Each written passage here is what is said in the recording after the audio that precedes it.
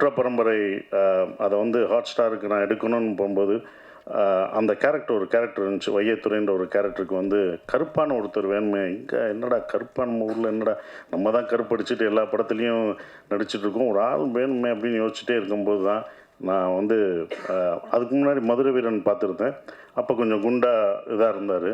நான் ஒரு இன்ஸ்டாவில் பார்க்கும்போது ஒல்லியாக ஹைட்டாக யார் இது அப்படின்னு சொல்லி திருப்பி பார்த்தேன். அப்படி டாகை வச்சுட்டு அப்படி நிற்பார். அந்த அது கண்ணாடி போட்டு நிற்கும்போது அவ்வளோ அவருடைய என்ன உழைப்புனா உடலை அவ்வளோ அழகாக நல்லா உழைச்சி ஹைட்டாகவும் அதை வந்து அதுக்காக பண்ணார்ல.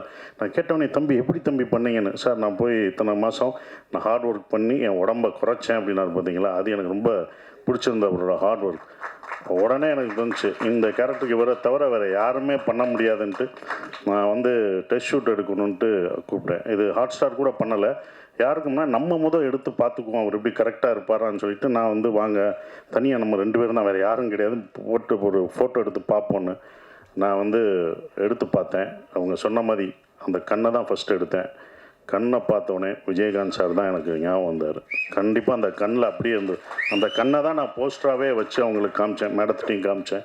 அப்புறம் மேடத்தில் சொன்னேன், இவர் தான் வேணும் எனக்கு வந்து 60 நாள், என்ன இவ்வளோ நாள் டேட் கேட்குறீங்க அப்படின்னு, நீங்கள் கொடுங்க மேடம் அப்படின்னு. அவரை மூத்தவரை வேணால் அரசியலுக்கு வச்சுக்கோங்க, இவர் எங்களுக்கு சினிமாவுக்கு கொடுங்கன்னு கேட்டேன். அவங்க எந்த இதுவும் இல்லை, அவ்வளோ பணிவாக 2 பேரும் அவங்க வீட்டுக்கு போனாலும் என்ன சொல்கிறாங்க, அவங்க வந்து அவ்வளோ பணிவாக 2 பேரும் அவ்வளோ இதாக இருந்தாங்க. அவங்கள பார்த்து அடுத்த ஜென்ரேஷன் கற்றுக்கணும், அந்த எப்படி ரெஸ்பெக்டாக எப்படி இருக்காங்கன்றது கற்றுக்கணும்.